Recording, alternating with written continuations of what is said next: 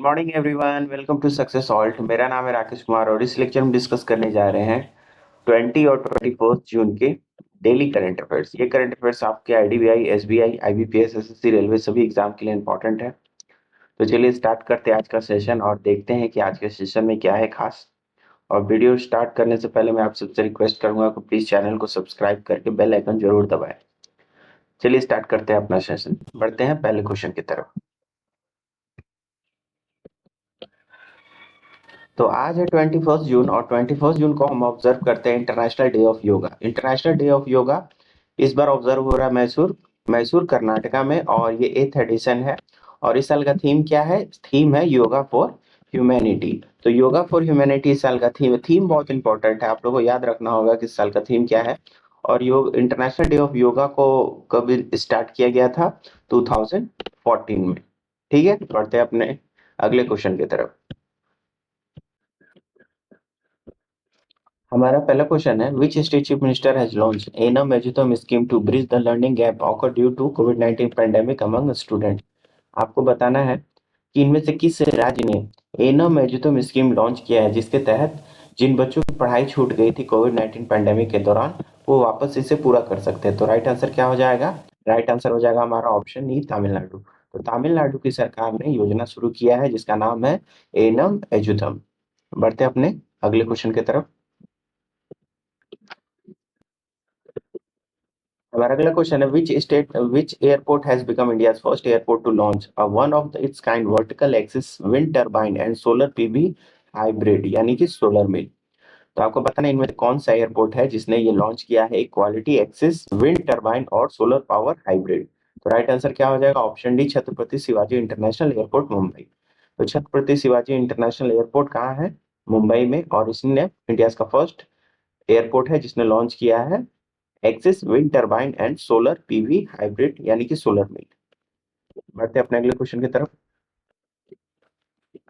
हमारा अगला क्वेश्चन है, agriculture and processed food product export development authority APEDA has recently launched 8-day long mango festival in which of the following country to boost export of mango।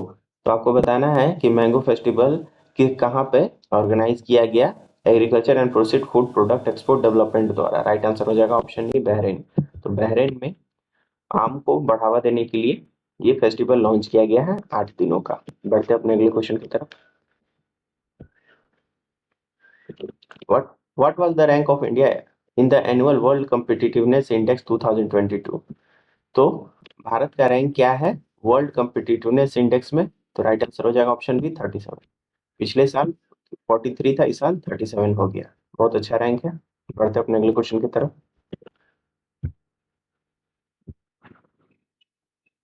In which country 8 global conference of young parliamentarians has been held to address climate change?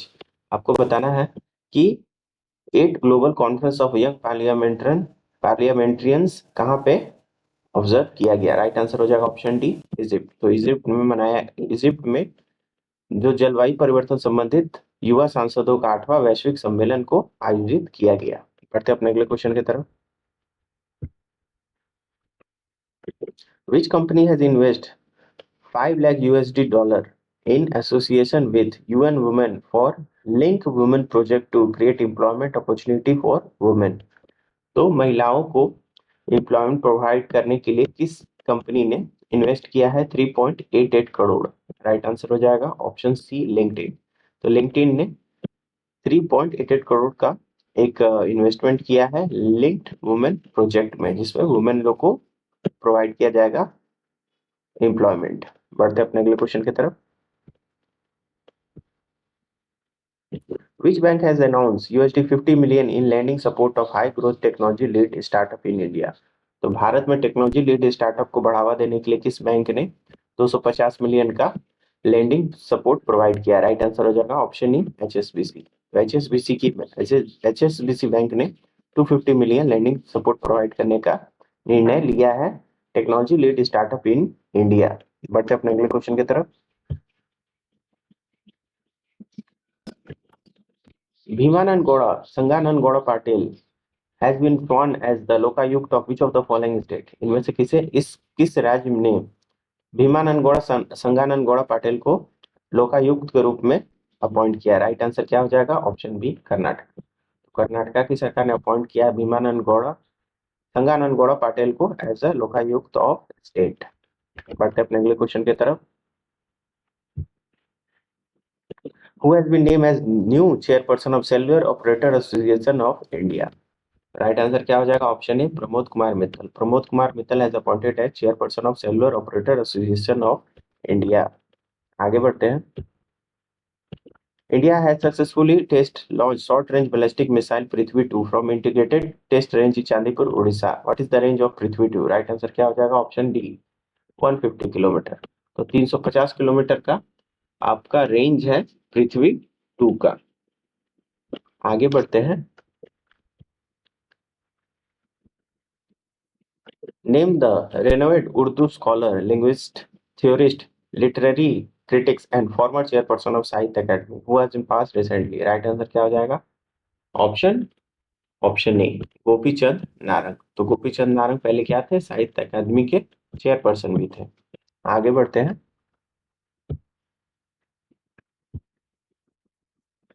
The world day to combat desertification and drought is observe on dash.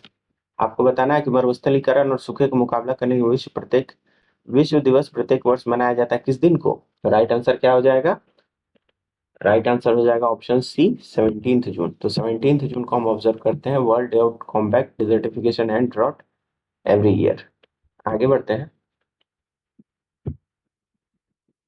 India dash retaining his place in ICC elite panel. इनमें से किसने ICC के elite panel में अपना स्थान बरकरार रखा है? राइट आंसर हो जाएगा option E, Nitin Menon. Nitin Menon umpire है भारत के, इन्होंने अपना स्थान बरकरार रखा है आईसीसी एलाइट पैनल में। आगे बढ़ते हैं अपने अगले क्वेश्चन की तरफ। What is the name of robot developed by IIT Madras to clean septic tank without human intervention? तो राइट आंसर क्या हो जाएगा? Option B, ओबो एसईपी। ये एक ऐसा रोबोट है जो सेप्टिक टैंक को साफ करेगा विदाउट ह्यूमन इंटरवेंशन। आगे बढ़ते हैं।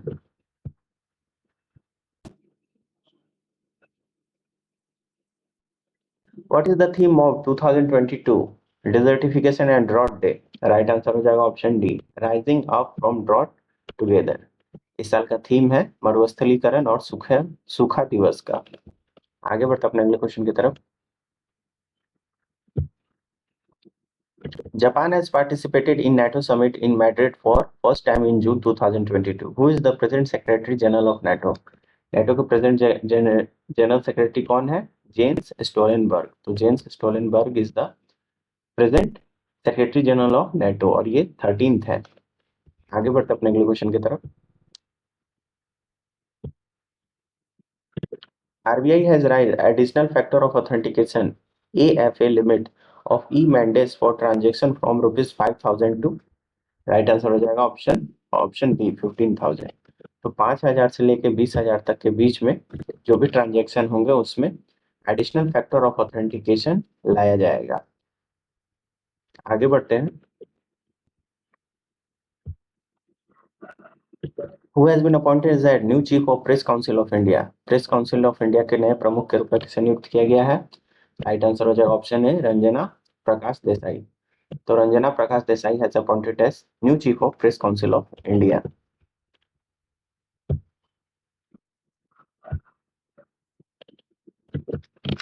Hamza Abdi Barre has been appointed as the prime minister of which country? Right answer हो जाएगा ऑप्शन सी, सोमालिया। तो सोमालिया के नए प्राइम मिनिस्टर के रूप में किसे नियुक्त किया गया है? हमजा अब्दी बरे को। आगे बढ़ते हैं अपने क्वेश्चन की तरफ। Which company has partnered with Jio BP to accelerate EV adoption? EV अपनाने की तेजी लाने के लिए किस कंपनी ने जियो बीपी के साथ साझेदारी की है? राइट आंसर हो जाएगा ऑप्शन ई, जोमेटो। तो जोमेटो ने पार्टनरशिप किया है जियो बीपी के साथ ईवी में तेजी लाने के लिए, इलेक्ट्रिक व्हीकल अपनाने की प्रोसेस में तेजी लाने के लिए। आगे बढ़ते हैं। When is the International Day of Countering Hate Speech celebrate globally? Hate speech का मुकाबला करने के लिए अंतर्राष्ट्रीय दिवस किस दिन मनाया जाता है? राइट आंसर क्या हो जाएगा? Option D, 18 June. तो 18 जून को हम ऑब्जर्व करते हैं international day of countering hate speech. आगे बढ़ते हैं। Where was the largest known plant on earth recently discover? हाल ही में पृथ्वी पे सबसे बड़ा ज्ञात पौधा कहाँ खोजा गया है? राइट आंसर हो जाएगा option B, coast of Australia. तो कोस्ट ऑफ ऑस्ट्रेलिया में आपका world largest living plant plant has been identified in the swallow water of coast of western Australia. आगे बढ़ते हैं। NPCI International has signed an MOU with which country? Lyra network for acceptancy of UPI and RuPay card. तो right answer हो जाएगा option ए, France. तो France की company है Lyra, उसके साथ एनपीसीआई इंटरनेशनल ने एमओयू साइन किया है for UPI and RuPay card के लिए। तो फ्रांस भी अब यूपीआई और रुपे कार्ड को एक्सेप्ट करेगा। आगे बढ़ते हैं। तो ये थे आपके 19th और 20th और 21st जून के daily current affair. I hope आपको ये वीडियो अच्छी लगी। प्लीज इसे लाइक करें, शेयर करें, चैनल को सब्सक्राइब करके बेल आइकन जरूर दबाएं। तब तक के लिए थैंक यू, जय हिंद।